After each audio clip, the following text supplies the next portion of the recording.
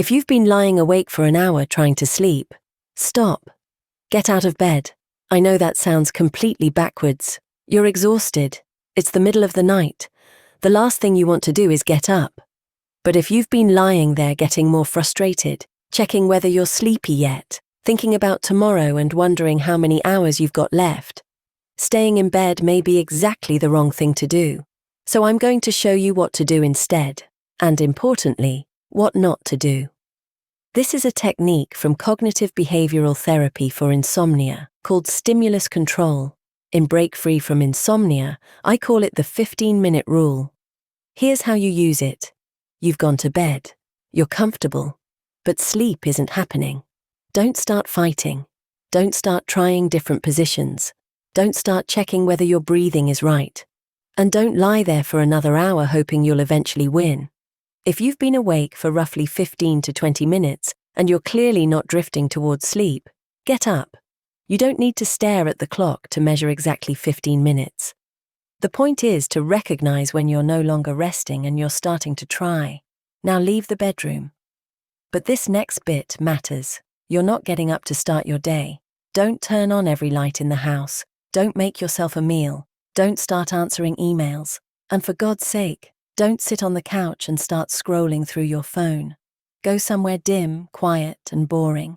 A chair, a corner of the lounge, somewhere you've already chosen. In fact, here's something you can do today, before tonight arrives. Choose that place now.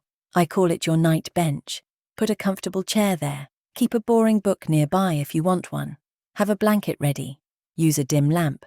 And keep the phone somewhere else. The reason for setting this up beforehand is simple. At 2:40 in the morning, you're not going to feel like making sensible decisions.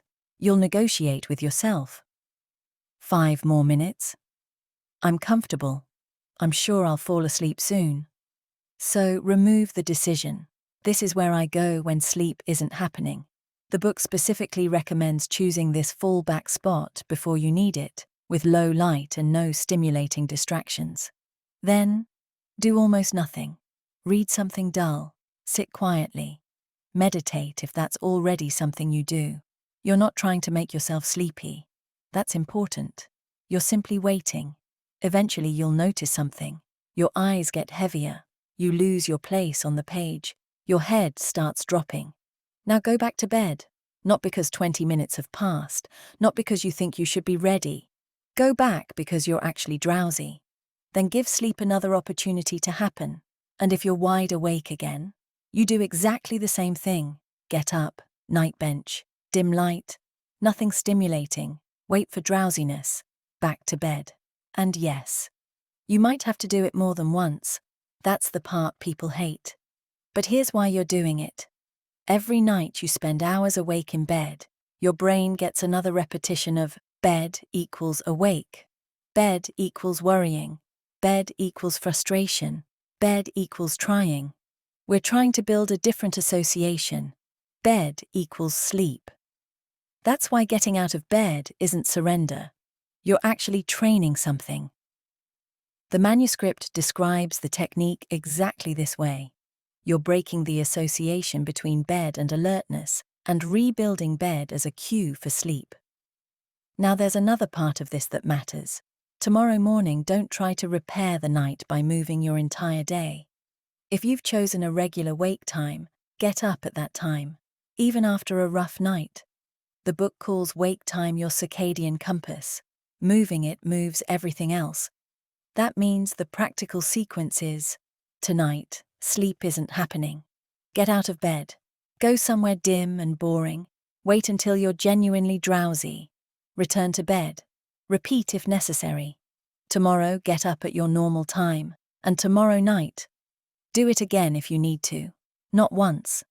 Not as a trick you try tonight and declare useless tomorrow morning. You're changing an association your brain may have spent months learning. Give it some repetition in the other direction. That's the 15-minute rule. It's one of the practical techniques I work through in Break Free From Insomnia, because understanding insomnia is useful. But eventually you need to know what to do about it. And I'd like to know what happens when you try this.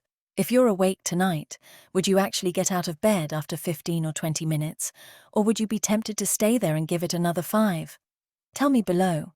And if you want more videos where we actually work through what to do, rather than simply talking about insomnia, subscribe. Because next time we're going to deal with another horrible morning after question. You've barely slept all night. What should you do tomorrow?